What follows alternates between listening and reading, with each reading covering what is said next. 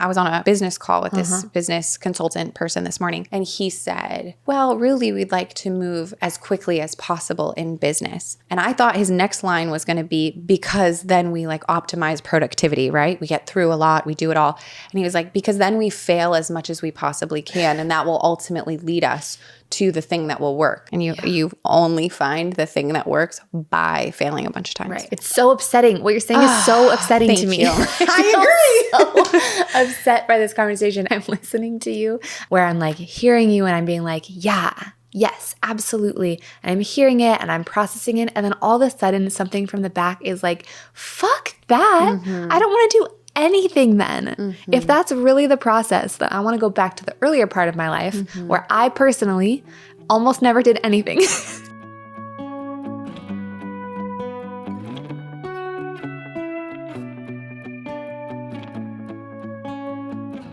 So I had a friend walk up to me the other day, and she said, I listened to your podcast. It was the first podcast of this season that we're in. She's like, it was so funny.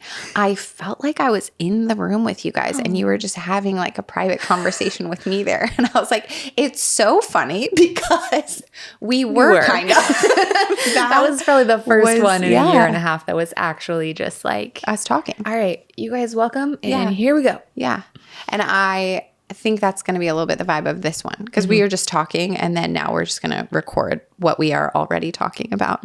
And shall I just dive into what I was telling you? Yeah, welcome them. Oh my gosh, I'm so sorry, you guys. Welcome. It's so good to see you. My name is Jessica Hover. I'm Layne Dealing-Cherlant, and this is Very Good Enough, a podcast from Very Good Mothers Club. And we're so excited to see you. And I'm also excited that I'm sitting on this side because I just learned I've developed a pimple since we started recording. So it's only Layne's going to get to enjoy that.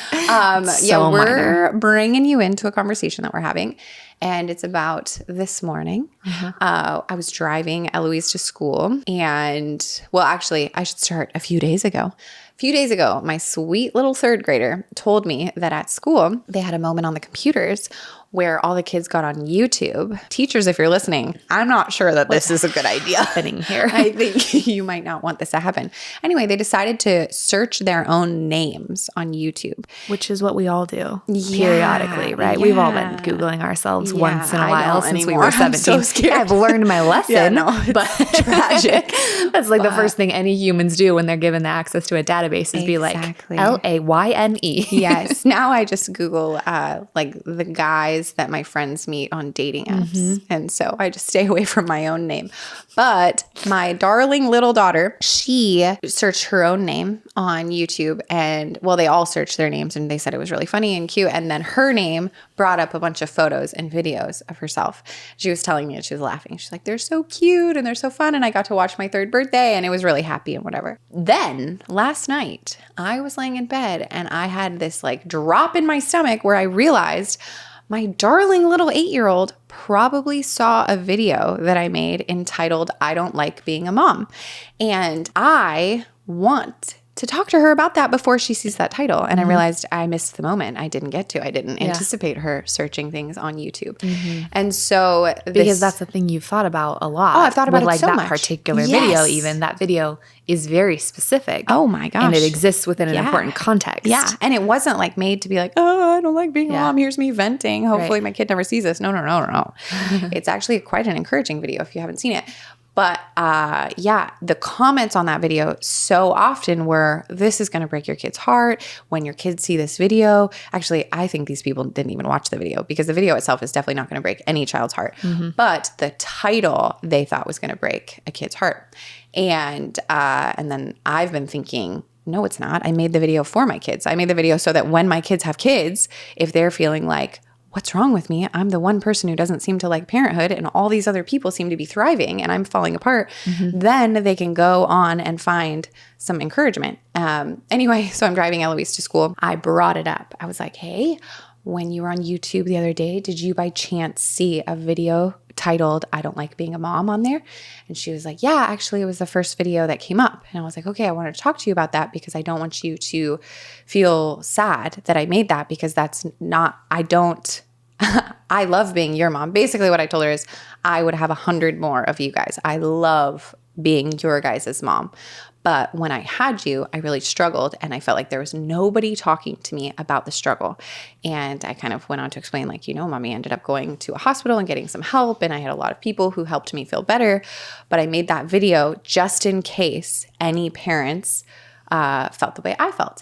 And then I said, actually, it all started out of a journal entry that was about you, Eloise. And it was, what would I want you to hear if you became a mother and didn't like being a mom? If you felt very lonely, if you felt like your mood was like off, if you felt like you weren't yourself. I didn't explain it to her, but I'm explaining to you now the depth of that. Those feelings where you're like, what is going on in me? And why does it seem like everybody else is doing okay?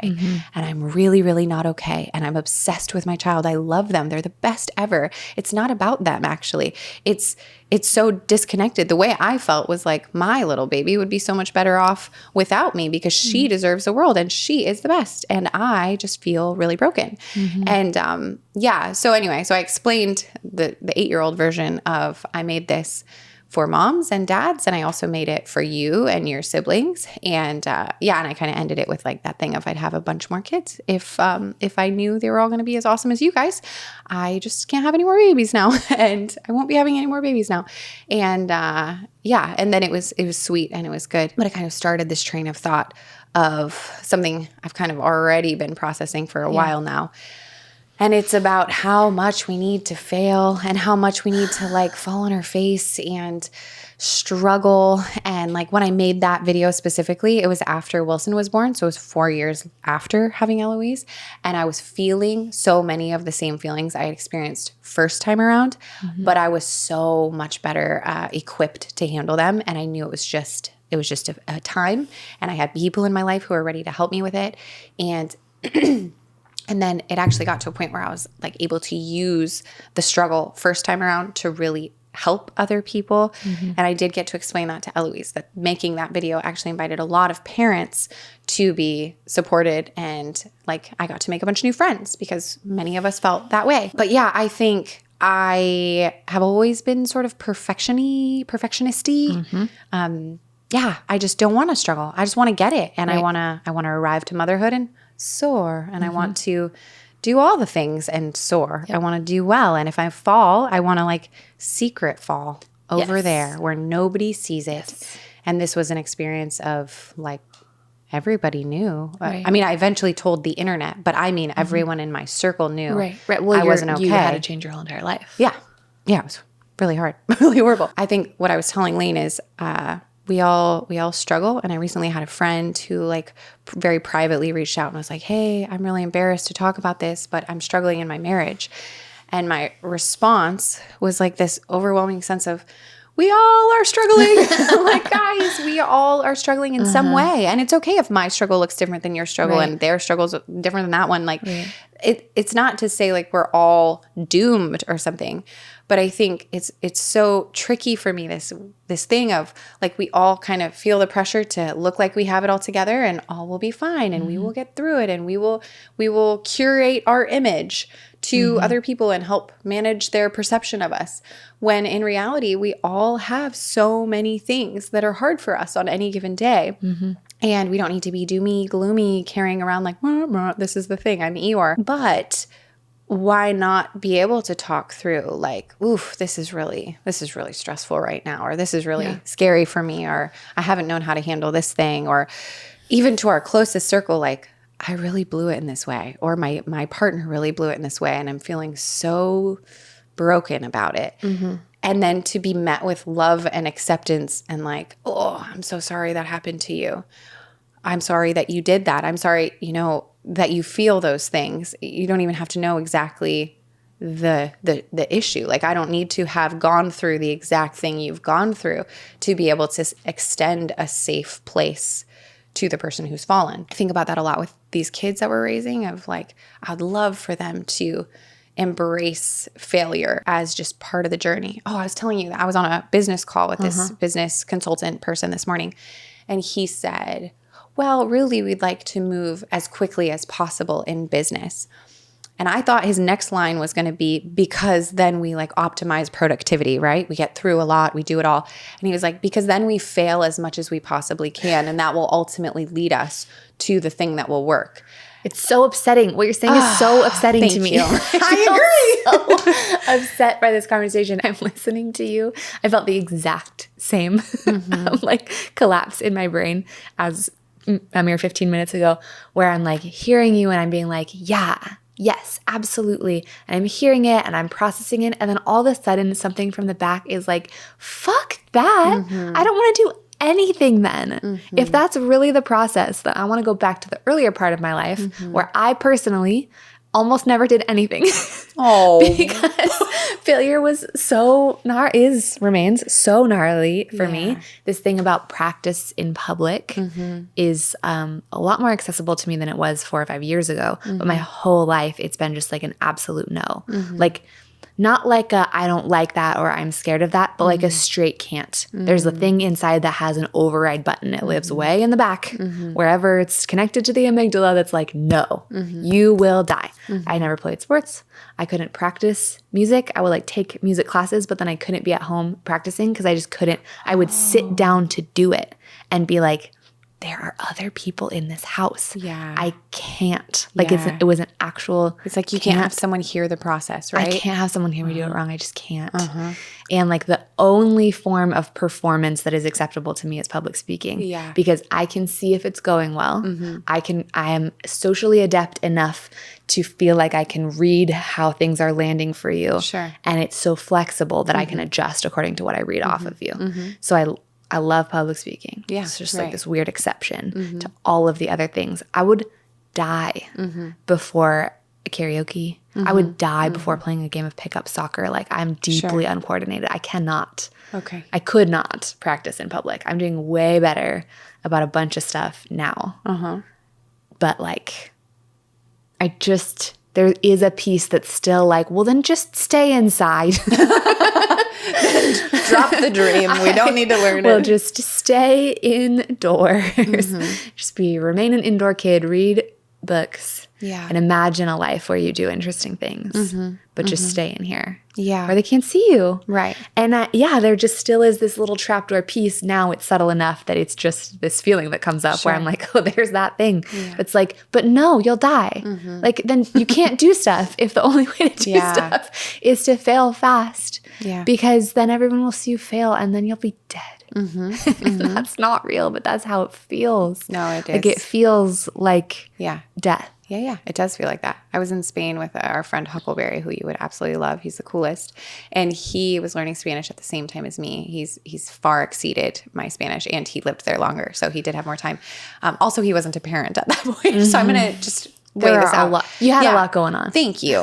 And he was shamelessly trying to speak Spanish, like embarrassing himself as if it was part of the game, which turns out it's part of the game. Everybody loves that. Everyone loves that. If you're just like out there trying, people want to be with you and help you. And at the end, he was conversational and I wasn't. And it was because I was so careful. But then you look at kids learning to speak a language and they're going to say so many things wrong. They're learning how to walk. They're going to fall down a bunch of times. They learn how to ride a bike. They're going to fall down. They learn to use the monkey bars. And they break their arm. Falling is part of the thing. And I'm with you. I don't want to. Yeah. But then I also, there's something about this that goes beyond just like learning a skill and falling being part of it. I get like sick to my stomach when I am in the midst of people who go, oh, can you believe so-and-so? I don't know. I currently have a friend who's in the news right now for doing some embarrassing things while drunk. And of course I can believe it because we are all capable. Right. We are all capable. And so I think there's also just this thing in me that's like, I want us to be so much more gentle about people. Like, are some of our friends getting divorced? Of course people are getting divorced. Did somebody cheat on somebody? Yeah. Yes. No, it's not to say I'm fine with it. It's not to say my heart doesn't ache when people get hurt by people making decisions that are hurtful. But there's something about like getting older and realizing, and even maybe letting myself down. I think actually entirely me making decisions that let myself down helped me understand that like, no, I know me. I know that there's some stuff in my life that I never wanted to experience. Even getting to a point where with Eloise being, I think it was when she was like 2 years old when I got really, really, can I say suicidal on a podcast? You can say anything you'd like. Yeah, this is your life. You can keep or share your details as you choose. Suicidal was how I felt, right? Yeah. I did not want to feel that. I thought I was beyond that. I thought like, and why would I feel that? I was at that stage, we were living in Spain, walking distance to the beach. We had friends near us. I liked the stuff we were doing. And yet I was super low. And my being so low actually propelled my marriage into a really tough spot. Just so much of life got harder because of how I was experiencing life at that moment inside of my body. And yeah, it just made me like, after overcoming it, and then also I think being on the receiving end of people being like, can you believe Sean and Jessica this? Can you believe Jessica that? Can you believe Sean this?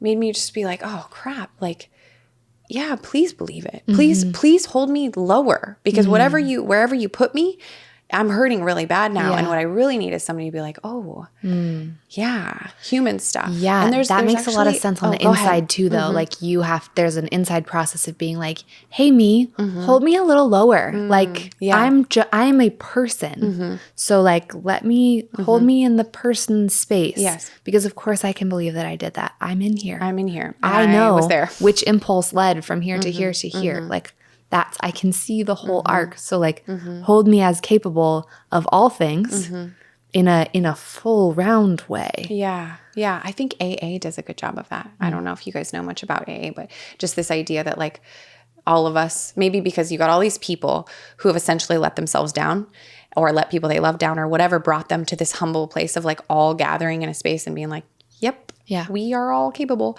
But there's this story, you will probably know it better than me. It's actually in the Bible. I think it's like Noah got drunk and was naked, and his son finds him passed out naked. And the one son goes in and like laughs about it and goes and tells the other.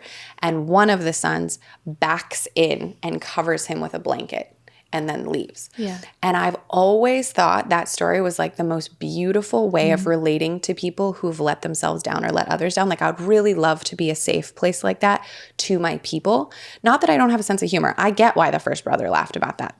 That would be wild, right? You're like, oh my gosh, this is so crazy. Yeah. But I think maybe this gets in the topic of gossip just a little bit, but like, we know how bad it hurts when people say things or misunderstand or go and spread stuff around that then, yeah, it's a whole thing. And I think it's so amazing when you find certain people who are like, oh, I'll protect you. Like, I love you and I will actually protect you. And maybe the next morning they were like, so Noah, like, how you doing? Are we all right? That was wild. Talk through what happened there and see if you need some support. Yeah. Speaking of AA. But you know what I'm saying? Like, there's just something about it. Right. But then can both love you and say that's a line. Yes, boundaries. Yes, of course. Yeah.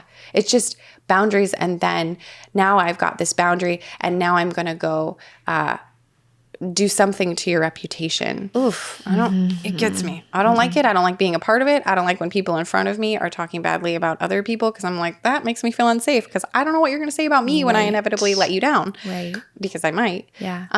So that's a whole thing. And then, I don't know. We're just talking. I mean, if life is long, then inevitably we're all going to do accidentally lame things. We're all going to try for something and fall short.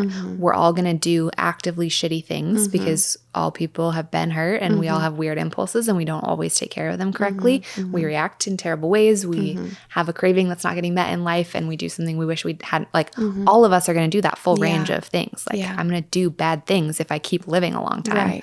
And I'm going to try for stuff and fail. And honestly, of the spectrum that I just painted, try for stuff and fail is the one that's actually making me want to cry a little bit. Really? I would rather do something awful and have to make up for the fact that I did something bad than like have everybody see me really want something. That's beautiful. And like not get it. Whoa. So I feel very scared that this reel went viral the other day and that certain things that my coaching slots are filling a little bit and that I have something to sell that people are wanting and that there are more people here.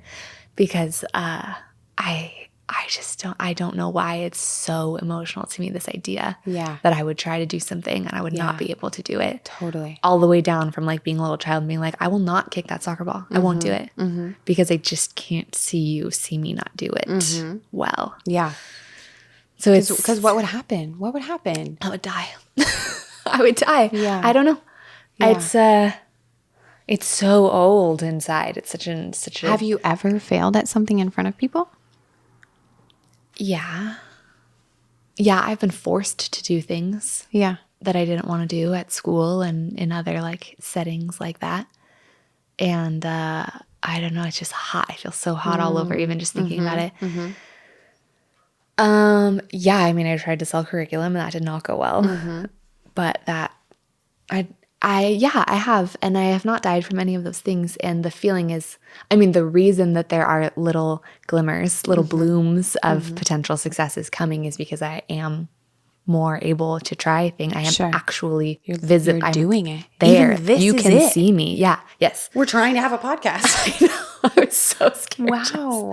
Oh my God, I was so scared. But I yes, at some point through a lot of different things, some healing and just some living, and a pandemic and whatever Saturn return is when you're 28 or so, was like, no, I have desires that are bigger than my fear and have been trying to find a way through that. But obviously it's still so shiny. It is shiny in the sense of electric, right? I got just get close to it and I'm like, but then the next thing, more people will see me. I know. You know? Oh, yeah. Which is fine. I'll keep not dying. Yeah, you will. I will just totally keep not dying. Yeah. But how terrifying, huh? oh God, it's so terrifying. Yeah. Which is why sometimes there have been points of depression where I've been like, what if I just did though? And then I would be in no danger ever again of any of these fears. You wouldn't be wrestling your own ambition, because part of why you don't just stay inside and close the doors is because you are far too ambitious for that. You have all these dreams. You could let Eloise over teach you how to roller skate. She's gotten pretty bold. That. She is. We're living through her, you and me.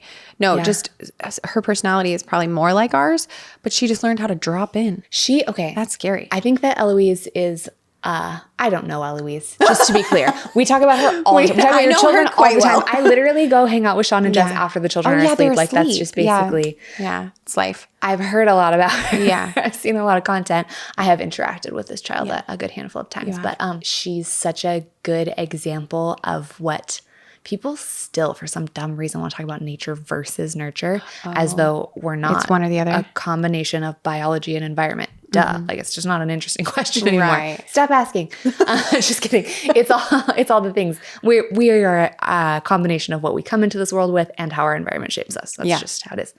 I feel like she's such a good example of the environment part because yes, we come preset for a lot of things, but also how the opportunities that we're provided and the responses that we get from our caregivers absolutely shape how that preset personality, the parts that do come with you, like how those shape what gets switched on, what gets switched off, what kind of tenacity you develop over time, like right, if she comes in here with impulses like this, but someone shows her really early and really calmly and really gently over time, like, no, you absolutely will not die from this. In fact, look how fun this is. Look what happened. We're going to feel the result when you think that you can't do this thing and that you might die from it. Like inside my hands, you're going to feel the result of that.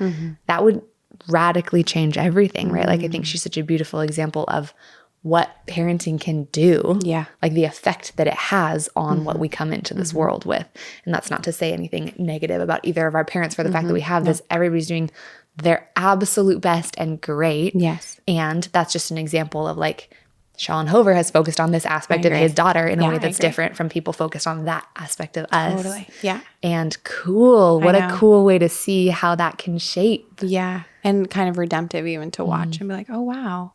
Look at this, like some of this healthy stuff happening. That's why we both cried in the Sean Hover that episode, is why. which is a strong recommend. I feel like each of us was like, well, this is beautiful. And also, oh my gosh, what if I could have just internalized this as my inside parented Seriously. And it was the same topic we're talking about. the need to falling fall. down. Yeah. Oh my gosh. Some of you moms in Very Good Mothers Club have heard this because we talked about it on a call. But when we used to work on this nonprofit campus, for this nonprofit on a campus, there were these boys who were probably like 5 or 6, and they were learning how to skateboard. And so when I left my little dorm place in the morning, I saw them beginning the adventure. And then right around dinner time when we all met, I saw the end of the adventure. And at the beginning, they were both padded up, but one of the boys had his skateboard like laying in a crack so his board wouldn't move. Pretty smart. So he could get the balance of it. And then the other little boy, he's like a wild man, he just began down this hill. It wasn't like super steep, but it was a hill, and it had speed bumps. And he would start to fly and then hit the speed bump and fly off and then like cheer. And the reason why I watched is probably because that's freaky to see a kid fly off. Caught your attention. But very interesting. And yeah, but he was like stoked. So he cheers, and then he gets back on a skateboard and he does it. And in the morning, I never saw him successfully get past a speed bump. I just saw him fall a bunch of times and stay positive. And then the other little boy was just basically learning his balance, I think, on the crack. And that was that. So the end of the day, this would be from like 8:30 in the morning till 5:30. Okay, 5:30.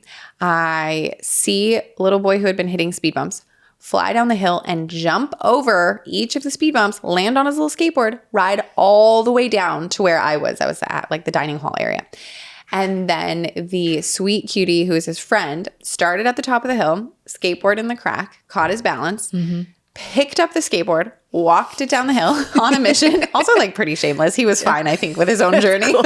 And then at the bottom of the hill, put his skateboard down and stood on it. And they were just like talking and whatever. My perfectionist tendencies, saw myself in that boy with the skateboard in the crack. Like that is me. Yeah, dignity at all costs. Yes.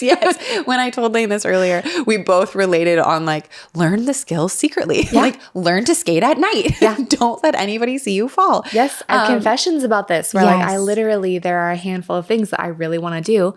I have not been a person who's danced in public very often, but I would like to be a person who goes out dancing. Wow, what a life that would be, right? And I do have this like secret vision that I will just like get comfortable with my body, learn how to dance, connect with my own rhythm, and like all in the evenings after work. In the privacy of my own home. Some weekend I'll just show up. Yeah. Great dancer. I relate. I like read books about things to be like, I will learn this skill through my brain and it will come out in my hands. Anytime I hear about how visualization, like people are like, you could put on muscle mass through visualization before sleeping. People are like, when you're trying to learn a physical skill, like visualization totally changes how your your brain doesn't know the difference. Oh yeah. Between visualizing it and doing it in real life. I'm like, perfect. Layne and I are in bed at night laying like mummies. I don't know why we're laying like mummies, but and we're just visualizing all the things we're going to learn. Yeah. I mean, I do that. Yeah. I do sort of lay like a mummy though. I also lay on my back. Sometimes I'm why are you laying so perfectly under these covers? Wow. I do that. I train myself to sleep on my back because I don't want all the wrinkles. I don't want to smash my face and get wrinkles, but I also don't want to wipe off all the skincare that I put on my face so that my skin stays perfect. I don't know if we're catching a through line here, but I'm secretly not laying on my face so that I secretly don't get wrinkles. Yeah, I was too until during pregnancy you have to lay on your side. And so then that changed my tendencies. But yeah, I usually start on my back and then I wake up on my side. I'm like, oh, yeah, did it again. It's like a little treat for myself in the middle of the night of like, you've slept a lot and now you can roll over. Oh my gosh. People are like, so you guys have issues. Here's a podcast I recommend. Yeah, that would be great. I'm with you. I'll take recommendations about this if somebody can help me through this. No. Somebody just basically proved us right. I was talking to this plastic surgeon, which I shouldn't do that. And no, I should. It was fine. And he was like, yeah, no, it is really best for your skin if you sleep on your back. And I was like, oh shoot, that's good. I thought so, but I just wanted you to tell me like it's actually fine. And it is fine. Guys, sleep how you want to sleep. Sleep how you want to sleep. We want to sleep. But also, we can know about cause and effect. Sleeping on my face. I mean on my sides. It just keeps happening. Oh, well, that's fine. We try. More failures. Anyway. Wrinkles are failures. Everybody really soak that in. No, of course they're not. Are you kidding? God, this is the sound bite. It's going to get clipped and put out into the universe. They're like, not only does Layne think people shouldn't share, she also thinks we're wrinkles failing. are failures. Yeah. No, of course wrinkles are not failures. Don't be ridiculous. Wrinkles mean you're alive, just like birthdays mean you're alive, just like age means that you're alive, and stretch marks and that's mean what you we're grew. trying to be. We're trying to be alive and growing and artistic and creative, and we're trying to fall down. We're trying to let our kids fall down. We're trying to hold each other back up when we do fall down, like, oh, we can do it. We're okay. Tell me the thing again about, I think you did say it, but why the business person wants us to fail as quickly as we can. Because if we fail as quickly as we can, we get through all these failures to find the thing that's working. And you only find the thing that works by failing a bunch of times. Right. Because really failure is just an iteration. So it's like an opportunity to iterate. And we should be iterating constantly. That's how learning works. But you do get really special opportunities to learn from other people's failures. So sometimes, for example, someone like me who failed, struggled in this like postpartum time. And then, I'm making videos. Why am I making videos? Because I'm really hoping you don't end up struggling the way I struggled. And I'm also hoping like, if you do, we can hug each other and be fine together.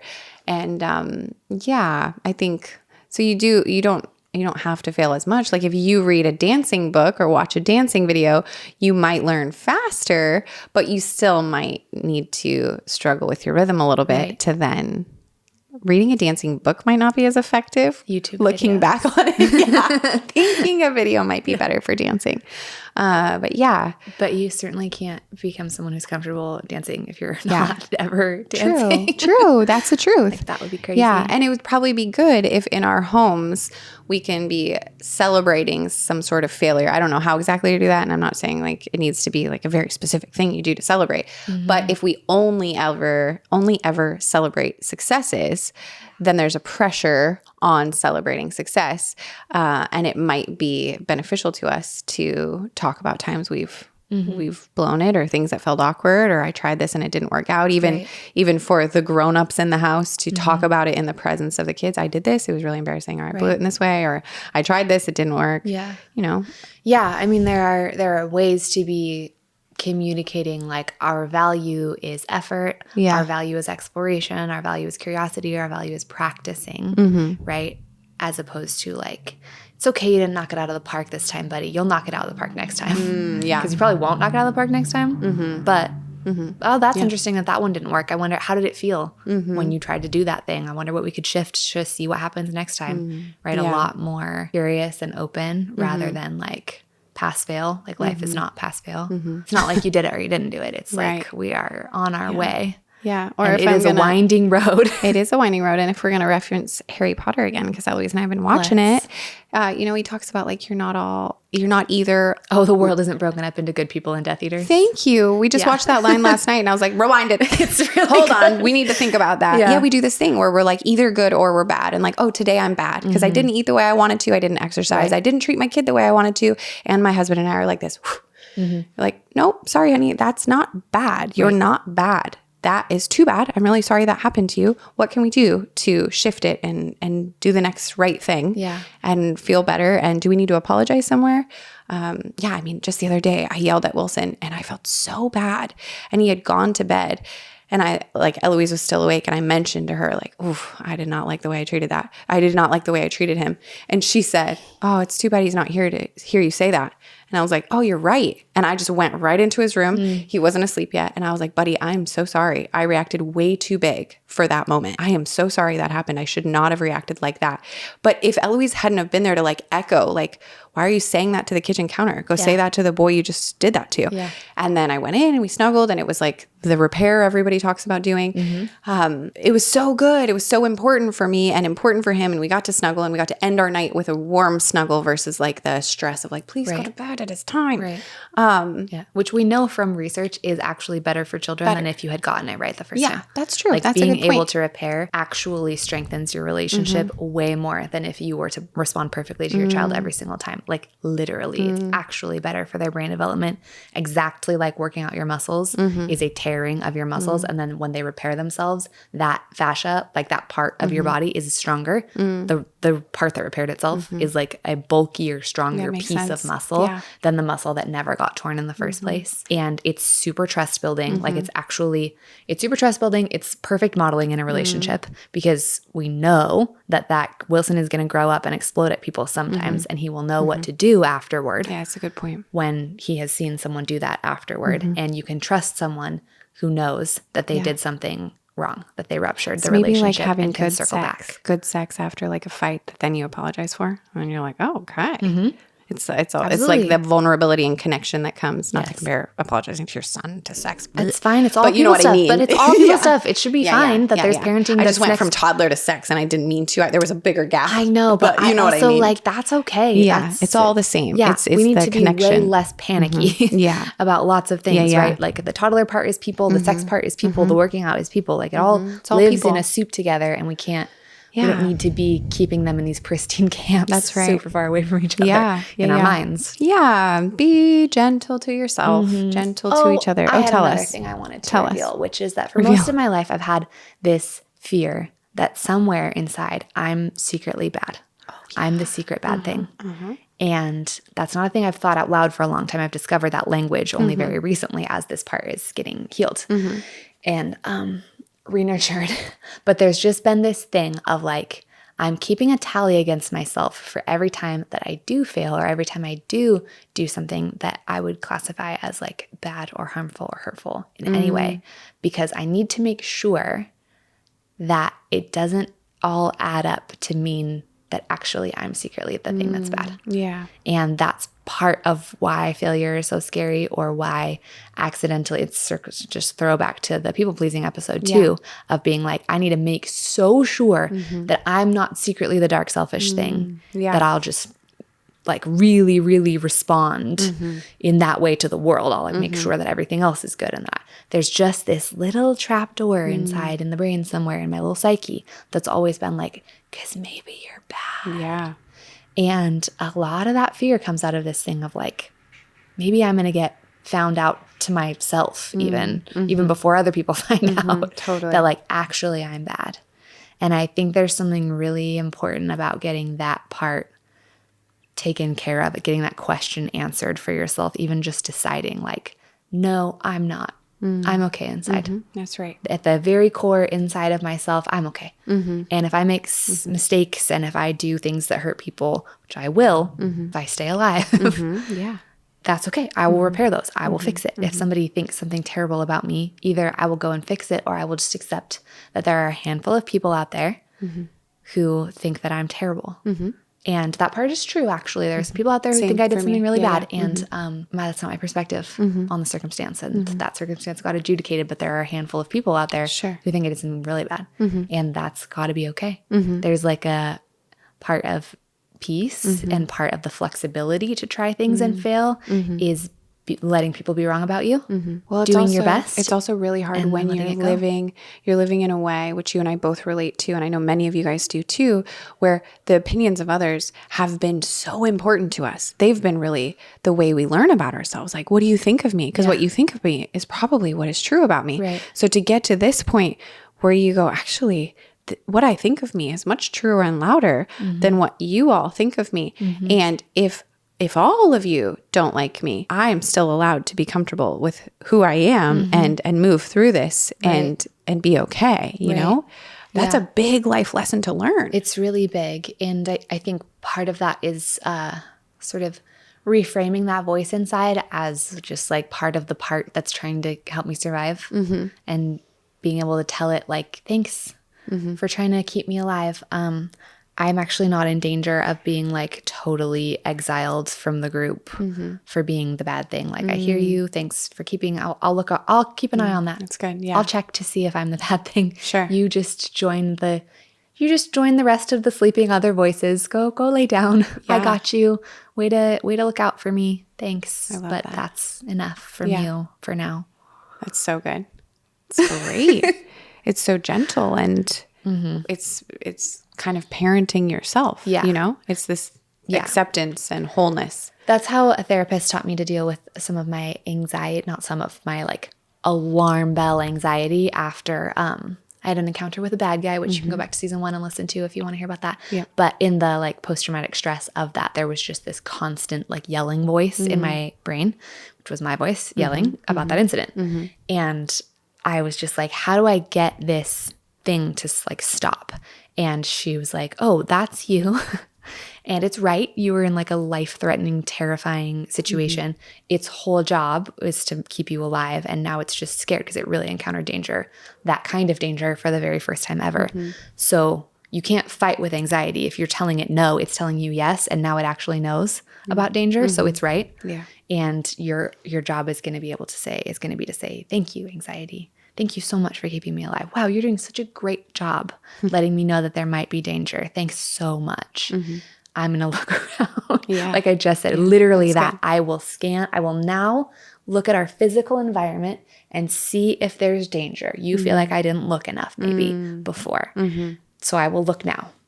I think we're okay now. I'm going to move forward. Yeah.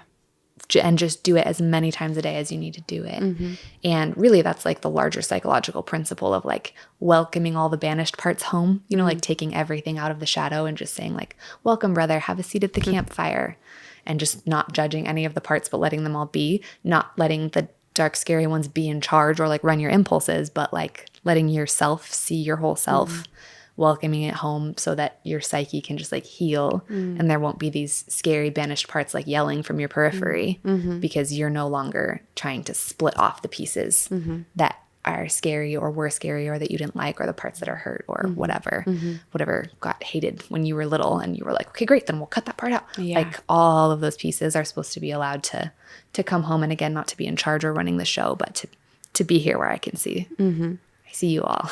Have a seat. I'll be taking care of us from now on. How beautiful. So much of that is the way we treat kids, which almost creates this parallel that we can understand and might even help us to treat ourselves more gently and patiently and with acceptance and understanding is, you know, so many of you will watch your children freak out and you're so full of understanding. You might be triggered. You might want to rage, but you also are going to be their defender at the end of the day. And you understand what happened in that moment.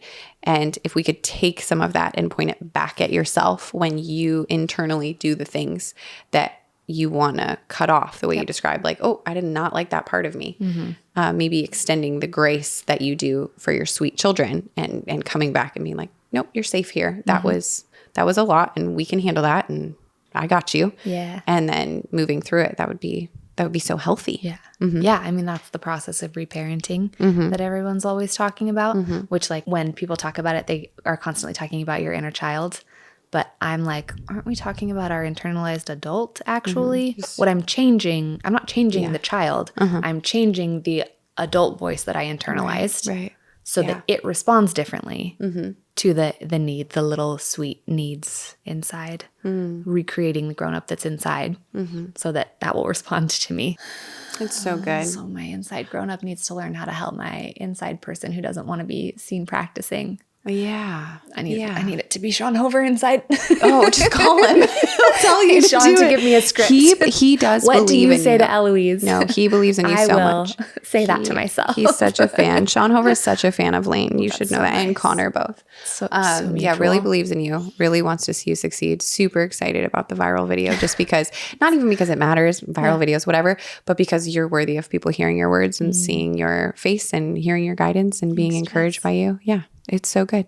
And I think there's something really beautiful about being people who struggle and being people who openly struggle, because it makes us tender towards other people, because we all have our stuff and you all have your stuff, and you've been so wonderful to us. I tell people, like, the community here, you guys are the best. I don't know how this happened, but just the loving environment, the encouragement, like the feedback people give of even to us of what we're talking about, like, oh my gosh, so I relate. Kind. I have felt this. Thank you so much.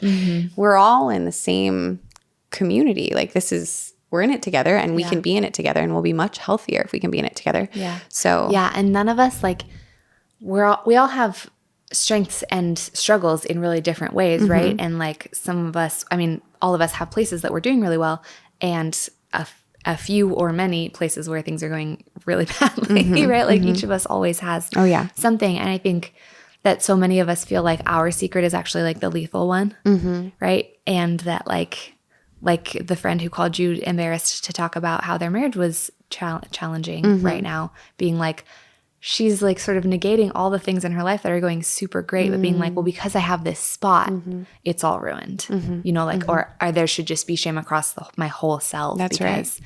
And like, you know, I got a mom I don't talk to, and that's like a problem for me forever. Every day I'm like, is this, you know? And there are days where I can be like, well, yeah, things are going well over here, but I'm a terrible daughter, you know? And like, I think it's so easy to think that whatever our thing is, like, that's actually the trapdoor that you just like. Yeah. Well, if people knew that I had this thing. Oh, that's it. They could never think good things about me in these other ways. But like, none of our shadows is darker than anybody else's shadow, really. No. That's just what it is. And to have a shadow, to have things that you've done wrong or do wrong or still doing wrong and you don't want to do them wrong, like whatever it is, you also have so many things you're doing right and so many things you have done right and so many things that have gone great and people who really like you and you've really encouraged whoever. And yeah, it's just all so much more complex than like this black or white thing. And I like you so much. I like you so much. Thank you for bringing this up. I think you're doing great. Thank you. I'm so grateful that we have this. This has been so important in my life to be with like you guys, but also to get to be with you, Jess, so regularly and just get to like dig into some of the stuff that is real and good. It's just it's so healthy. I know, it's good on the mind. Anyway, we like you. You're doing so great. And I hope that you feel safe here and that you can just be yourself, and that if you're carrying some sort of darkness that you're like, ooh, if Layne and Jess knew, honestly, if we knew, we probably would like you even more. And we've probably been there or know someone who's been there or would struggle if we were in your shoes. And yeah, it's all very normal. It's all very normal. Yes. I listened to someone who is frequently saying like, well, if I was him, I'd be him. That's like one of their mantras of like, they look around the world and they'd be like, if I arrived in this world with that person's biological makeup, went through their experiences with their brain and their parents and their environment and whatever, that's what I'd be. Yeah. If I was him, I'd be him. And it's just such a way to be able to be like, yeah, of course you are where you are. If I was you, I'd be you. Totally. And that doesn't mean you're staying there. You're still alive. You're still on this journey. We're all going somewhere. Yeah. But there's a friend in Spain who lived on our street. Her name's Sarah Grunder, and she's always so good at being like, honestly, if I were you in that position, I would have done the same thing. And it was like the safest thing. And honestly, she's so great. She probably wouldn't have. I'm like, Sarah, no, you wouldn't. You're awesome. But those words were so like, oof, like a hug. Yeah. Like, really? Thank you for making me. It could be the worst thing. And just like, I might have done the same thing if I were you. I could see why that happened. Like, thanks for saying that. That's really nice. You know? Yeah. Anyway. All right. Well, cool, guys. If I was you, I'd be you. And so here we are. Yeah. Right? And so if you want to be with us, be with us. You can find us Please in Very Good Mothers Club. You can email us at verygoodenoughpod@gmail.com. Thoughts about this episode, questions, things you'd like to hear for next season. Yeah. Because we'll be working on that pretty soon. But if you want us in real time and you want a bunch of other people who are so wonderful, so amazing, and a bunch of experts that you can call on for all kinds of things, a lactation consultant, a sleep consultant. I'm in there if you want to talk about toddlers. It's such a beautiful place to be. You need a therapist? We got one in there. We all need a therapist. Yeah, true. Come join, be a part of it, and let's talk. I like the honesty of these people. It's a community of people who are going to tell like it is and not be like Debbie Downers. You're not going to come in and be like, life is so heavy, but just you're going to come in and be like, oh, cool, real. Yeah. This is real. I like that. Join Very Good Mothers Club. Oh yeah, that's what it's called. It's called Very Good Mothers Club. Very Good. There's a link in the show notes. Yeah. You can find us. Okay. Your hair looks really good. I hope it comes across on the video. Sometimes I feel like my hair looks good and then I watch the video and I'm like, what happened? It's very unpredictable what our hair is actually going to look like. Shame. From the side. I know. Anyway. Okay. You guys are great. Bye.